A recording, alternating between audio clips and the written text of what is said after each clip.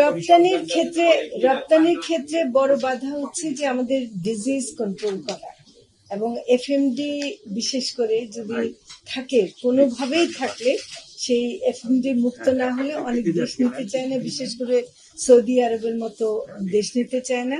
বাংলাদেশের মাংসের একটা চাহিদা মুসলিম দেশগুলোতে আছে, যেহেতু হালাল মাংস পাওয়ার একটা সুযোগ তৈরি হয়। তো আমাদের এখন অত রপ্তানির খুবই সীমিত ভাবে আছে। ওইটার আমি পরিসংখ্যানটা এই মুহূর্তে দিতে পারছি না, কিন্তু আমাদের রপ্তানিটা বাড়াতে হবে এবং রপ্তানি বাড়াবার জন্য আমাদের যে ভ্যাকসিন কার্যক্রমটাকে আমরা আরো জোরদার করতে চাই এবং এটা এখনো পর্যন্ত মোটামুটি ভালোভাবেই চলছে আর কি। শুধুমাত্র সিটি ব্যাংকে অ্যাকাউন্ট থাকলেই করতে পারবেন গুগল পে। তাই অ্যাকাউন্ট খুলুন আজই। দাম কমানোর ব্যাপারটা দুদিকে আছে। একটা হলো ফিডের দাম কমানো, সেটা হলো প্রায় 70% খরচটা হয় ফিডের খরচ।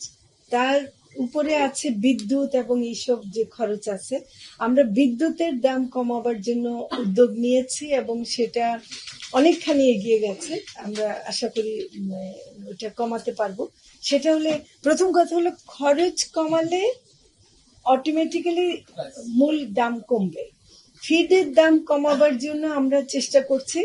আমরা সাধারণ মানুষের প্রাপ্যতা বাড়াবার জন্য আমরা যতই বিশেষ কার্যক্রম করি না কেন, আসলে এটা ব্যাপক চাহিদা মেটাবার জন্য যথেষ্ট হবে না।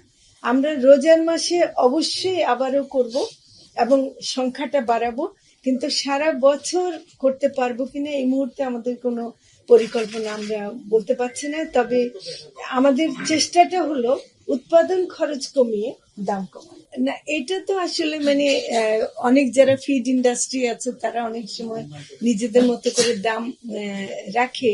এখন আসলে এটা যেটা হচ্ছে যে এটাতে একটা সরকারিভাবে কিছু নীতিমালা তৈরি করে দিতে হবে, দাম কি পর্যন্ত রাখতে পারে বা কি পর্যন্ত করতে পারে।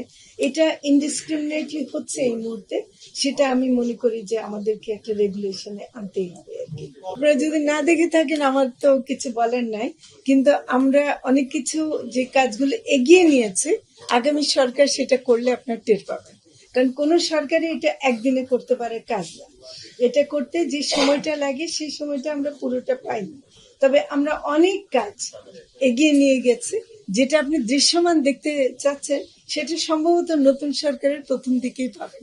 আমরা ইতিমধ্যে দুটো জিনিস করতে পেরেছি, যেটা হলো যে একটা পাটের ব্যাগে ফিডে দেওয়ার কারণে ওটা নষ্ট হয়ে যেত এবং এটার কারণে অনেক নিরাপত্তা খাদ্য নিরাপত্তা, ফিডের নিরাপত্তা বিঘ্নিত হচ্ছিল। সম্প্রতি আমরা একটা সভা করে এবং বাণিজ্য মন্ত্রণালয়ের সাথে এটা আমাদের হয়েছে এবং সেটা আমরা অনুমোদন পেয়েছি যে জুট ব্যাগে না, ওই যে পিপি ওভেন ব্যাগ বলে ওটাতে ফিড দিতে পারবে।